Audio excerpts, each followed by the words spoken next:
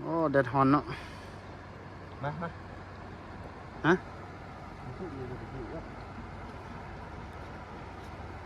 เฮ้ยคือว่าเมื่อกี้เนาะเฮาใส่เรือแล้วก็บ่ค่อยสะดวกสบายสำได้เนาะบ่คือไปทางบก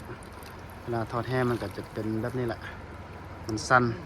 กล้องมันสั่นได้ถ่ายรูปก็บ่ค่อยสะดวกแต่ว่าก็อยากให้แบบทาง FC ทางพี่น้องกองก้อยเนาะ FC เฮาได้ติดตามได้เบิ่งได้ชมวิถีชีวิตเนาะบ่ได้แบบใช้ชีวิตแบบหรูหราแหละใช้ชีวิตแบบบ้านๆบ้านนอกแบบนี้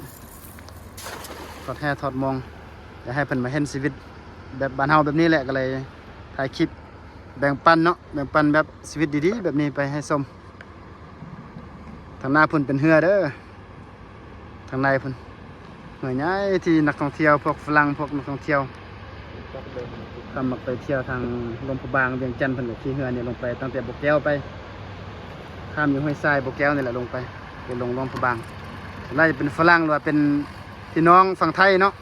พี่น้องฝั่งไทยเพิ่นมักไปเที่ยวลมพะบางเพิ่นก็นั่งเรือใหญ่นี่ไปจะได้เสี่ยวมีอะไรติดมาเลย บ่ได้จักโตเนาะ ป้ายยุ่นป้าตะนายกันไหมต้องเป็นแบบตัวใส่ปลายังนอนหลับอยู่ ตายยังนอนหลับเพิ่นว่า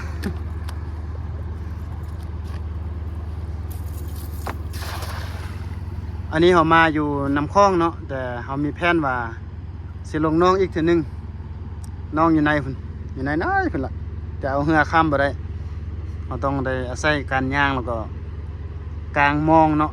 ดักตะไคร่ดักปลาแหละกางมองแล้วก็เอาแห่นี่แหละไปตีปลานะฮันมันอาจจะทึกอยู่แต่เขาก็เลยลงมาฝังแห่อยู่น้ำคลองนี่ก่อนเขามีแผนสำรองไปพันก็เลยเบิ่งว่าแบบใดมันสิโอเคกว่ามันสิได้กว่าเนาะก็ติดตามชมนำกันเด้อ